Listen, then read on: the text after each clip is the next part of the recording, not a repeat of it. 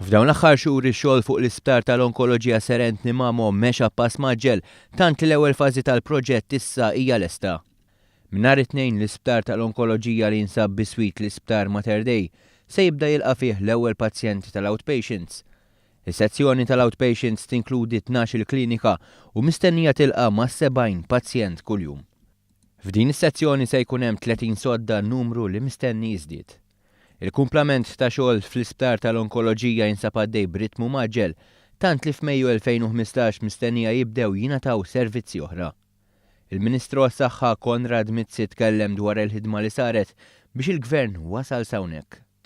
Meta tlajna fil-Gvern f'Marzu tal-2013, il-proġett kien waqa' lura ħafna u kellu bżonn imbuttatura f'numru ta' aspetti. Aħna ħdimna flimkien mal-kontratturi, on a collaborative basis biex naċċelleraw ix-xogħol u nilħqu deadline biex iva sa Diċembru tal-is-sena jiftaħ l-ewwel fażi tiegħu li huwa l-outpatients.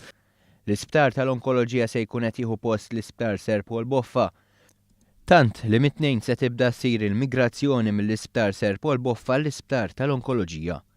Is-Segretarju Parlamentari għas-Saħħa Chris Fern qal kif l-Isptar tal-Onkoloġija se jkun qed itejjeb is-servizz offrut lill-pazjenti mmorda bil-kanċer.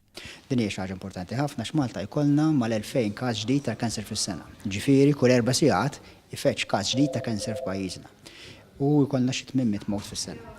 Da s-servizz li ħanatu fil-Isptar ġdid f'Serent Nimamo ħajkun servizz iżjed komdu ma fuq kollox iżjed effettiv, ħannofru servizzi ġodda biex inkunu nistgħu nagħtu l-kura l-pazjenti tagħna aħjar.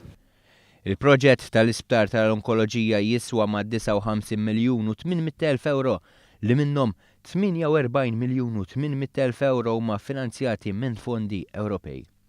Ma jistax jonqos li l-awtoritajiet tas-saħħa jkunu sodisfatti meta jaraw li x-xogħol li sar fl-aħħar xhur issa teħalli l-frott.